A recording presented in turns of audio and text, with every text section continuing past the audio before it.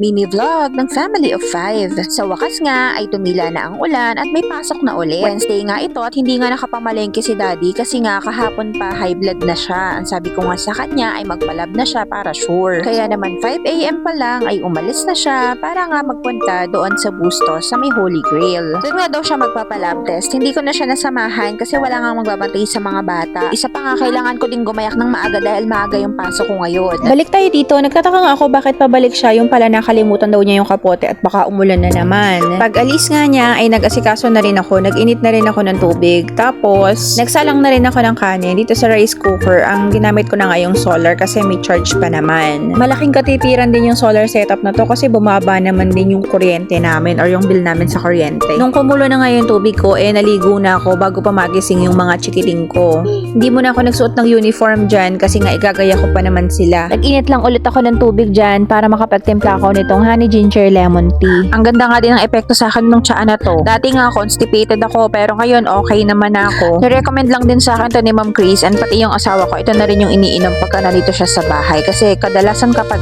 namamalengke sila, green tea yung iniinom niya. Meron kasi akong binili sa kanya yung nakapak na per piece para mailalagay na lang niya sa wallet niya. Habang iniintay ko nga ng konti na lumamig yung tinimpla ko, naghanap muna ako ng maiuulam namin ngayong umaga. Actually, sila lang yung kakain kasi ako pakiramdam ko hindi na ako makakakain kasi nga maaga yung pasok ko. Kumuha lang din ako ng nuggets dyan. Tapos nagulat ako maya-maya nakatayo na dito si Esang sa may kusina. At sakto nga rin na dumating na rin si Daddy. Saglit na saglit lang talaga siya as in nagpakuha lang siya kasi babalikan na lang niya yung result niya. After naman yan, bumalik lang din ako sa kwarto para tabihan si ate kasi inaantok pa nga siya. Mamaya pa naman yung pasok niya, si kuya yung mauunang gumayak. Si Daddy na ngayong nagluto dito at after naman yan ay mag-aasikaso na siya sa puguan. Kami naman ni ate dahil nga pumasok kami sa kwarto, ginising na rin namin si kuya para makakain na siya. Eto nga, akala ko ay matutulog pa pero nakipagkwentuhan lang na prank na naman ako. Gusto?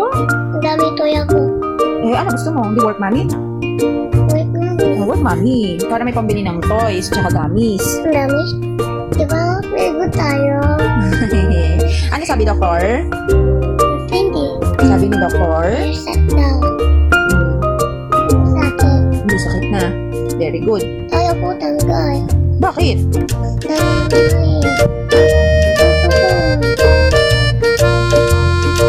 Anto ka pa? Ano sabi doktor? Sabi doktor? No? No, ano? Maya-maya nga ay nakagayak na si kuya at ready to go na kaya naman ayan at nakaabang na rin sa kanya si Johan. So ngayon nga isasama ni Daddy si Johan. Everyday naman yun rutina nila pero kasama din niya si ate ngayon kasi nagchat nga si teacher na wala silang pasok. Sakto naman at hindi magagahol si Daddy. Ang problema lang ayaw nga sumama ni ate. Ang gusto niya maiwan sa akin pero hindi nga kasi pwede dahil nga tatakas na ako pag alis nila ay aalis na rin ako. Kaya naman ang ending dala-dala ni Daddy yung mga bata nang umiiyak dahil ang gusto nga nila kasama nila akong umalis. Pero wala ngang magagawa kasi nga kailangan kong pumasok.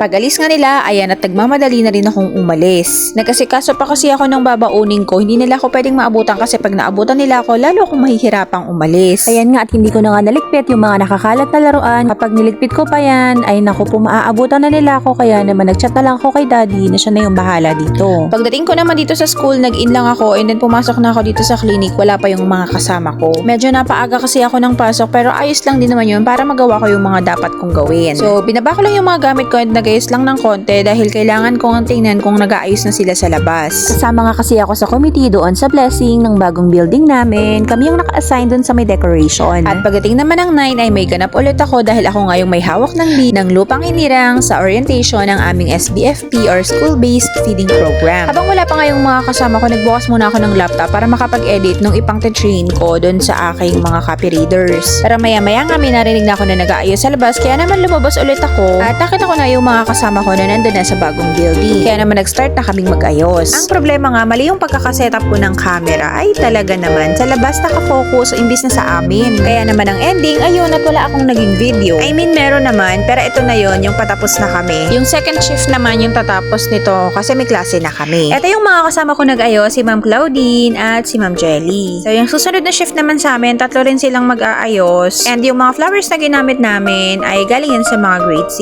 teachers. Fast Fast forward, nung nasa room na nga ako, ay inayos ko na itong libreng lapel from DepEd. Yes, ginagamit ko talaga to para hindi naman gamit na gamit yung lalamunan ko. Kesa naman masira lang nang hindi ginagamit, ede masulit na. Dahil ilang araw na nga naka-ADM, ay naipon na yung mga activities na dapat ma-check. Kaya naman ang ginawa namin, nag-check muna kami bago ako magbukas ng panibagong lesson.